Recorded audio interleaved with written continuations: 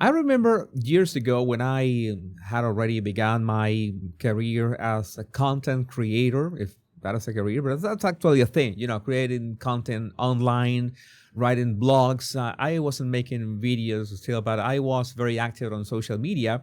I was aware of something called fame, right? And it was nice to be a local influencer back in Venezuela. Was more of a regional influencer. That was real fun. And I remember that I stumbled upon this article by Tim Ferriss, the author of this book, The 4 Hour Work Week, very famous book. But this article in Tim Ferriss' blog is still up there. Talk about fame, and when you become a famous blogger, in my case, maybe a famous YouTuber, we could say, you have to be very careful in some circumstances. I'm nowhere as near as famous as Tim Ferriss was back then, but I can say that, I can be recognizable in some cities like London or New York or maybe Los Angeles. But the thing is that it comes with a price. It comes with the price of privacy, and it's not usually. You can have trouble with the people who disagree with you, but you can also have a lot of problem with overzealous fans and stans that can get really crazy in so many ways. And if you're watching this, you just discovered my not so secret channel, The Crime Coroner. I'm going to talk about crime here, gruesome stuff, people essentially ceasing to exist in the most shocking ways. And yeah, this has to do with fame. You guess it. And we need to talk about the tragic death of a female Korean streamer who was murdered by a viewer who had donated to her more than $70,000. That's $70,000. And how did this happen? This is the kind of stuff, that are like red lights sometimes, or red flags sometimes. It's she was nothing sort of OnlyFans streamer. She was just a regular commentator of stuff on, I think it was on Twitch. But the thing is that, this is a huge red flag when it comes to, you see that people sending you so much money. In fact, Asmongold, which is a legend by himself in terms of streaming, he's got a cautionary tale for any streamer. By the way, I have never been sent that amount of money. It's like you can get like super chats here and there. I have a PayPal account that I almost never use. I just make videos and I forget do all the stuff. I don't know if you can watch my merch. If you want to donate or something, you can use the links of the merch right down below here. But there's a cautionary tale for any streamer. If someone randomly starts giving you a ton of money, stop or block them. I know it might sound insane, but think about the kinds of people who give $50K to a girl on the internet.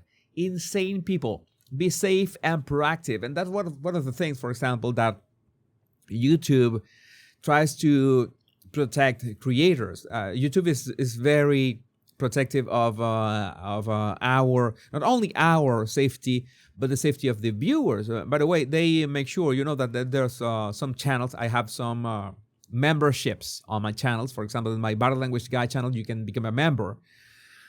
But one thing that YouTube is very clear, which is in the terms and conditions, is that at no point the membership or anything that you do on YouTube should imply that you promise any viewer that you're going to hang out face to face with them. That is not only to protect the audience, but protect creators as well. Because, bad things can happen. I have a bad light right now. I have a bad light that is going on and off. I think maybe I'm talking about crimes. The light is doing funny things right now. But yeah, that's to protect everyone in this exchange that should be entertaining. But sometimes, the problem with this is that this guy was sending money to her and kind of manipulating her into convincing her that he was an investor and he wanted to start this company with her, which was a complete fabrication. And she fell for it. She met with the guy, and the guy basically strangled her. So that was horrific. And then he threw her in the car, her body in the car, and then went to the mountains and dumped her in there. So this is a cautionary tale, something that can actually happen. I'm going to describe this, but I just want to just fast forward to another case, by the way, what is linked to this, not linked directly, but in the report of the Korean streamer, there was also a report back in March of this year of a Japanese streamer stabbed to death in Tokyo by another fan, like by a fan. I know you know how safe Japan is. She was live streaming in Tokyo. That's what I really don't like to, live stream on the street and stuff. I don't like that. It's like not my thing. Maybe at some point I will do it, but you can imagine. You could say, okay, I'm going to live stream at a city where I feel safe, right? In which city can you feel safer than Tokyo? Or I don't know. I have no idea. I thought that, well, it has to be safe, right? And it was horrific because she was live streaming, and then this guy comes out of nowhere with a knife and begins literally stabbing her live, and she falls to the ground. The phone falls to the ground, and people who are watching the live stream can hear her screams and the sirens in the background and everything that is going on. It's really horrific. In Japan, in Tokyo, one of the safest cities in the world. She was Japanese, and this was not a Brodian and stuff. No, it seems like it was a Japanese. It was not a fan. It was, in this case, was a hater. So we have like the two sides of the coin. In one case, it was a fan.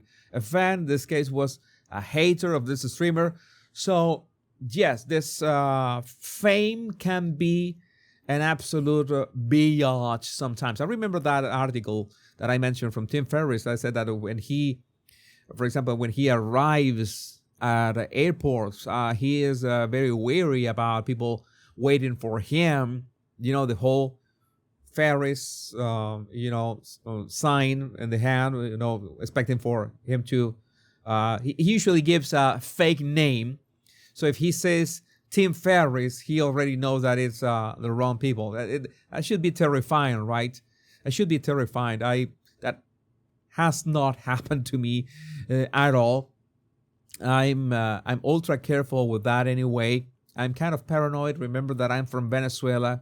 We are the paranoid stuff is like programmed by design in us.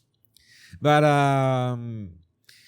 this was horrifying. The suspect, a man in his 50s, identified only as Choi, was a longtime supporter who had donated roughly 100 million won, that's about $70,000, under the nickname Black Cat.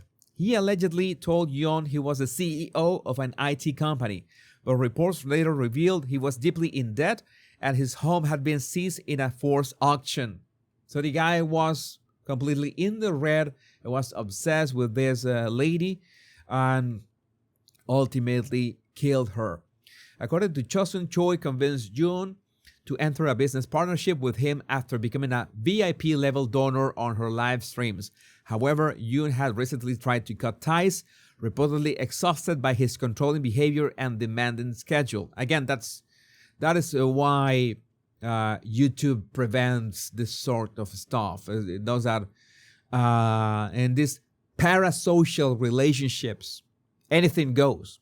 Anything can happen. And YouTube wants to make it very clear that they don't want to have anything to do with whatever happens between creators and fans. So CCTV footage captured Choi kneeling and begging Yoon shortly before the killing. Investigators believe the fatal encounter occurred around 3 p.m. when June was seen being pulled back in her car against her will. Her cause of death was confirmed as asphyxiation due to neck compression. So again, oh my God, what can I say? This is horrific. The Japanese streaming case was horrific. Digi Press is reporting that a female voice actress was stabbed while live streaming near Takadanobaba Station in Tokyo. A middle-aged man has been arrested for attempted murder, and she ultimately died of her injuries. Again, you see that it was not at night. It doesn't look like a scary place to be, but it's Japan. It's Japan. We're talking about it's talking about Korea and Japan. What would happen if you do this in New York City, for example? If I go to New York City and I begin live streaming with my phone in front of me, like, hey, hello, here we are and stuff. No, I would need like security or something like that. I don't think I will be doing that anytime soon. But well, those are the risks. I wouldn't be surprised if my channels keep growing and I have to remain careful about this stuff.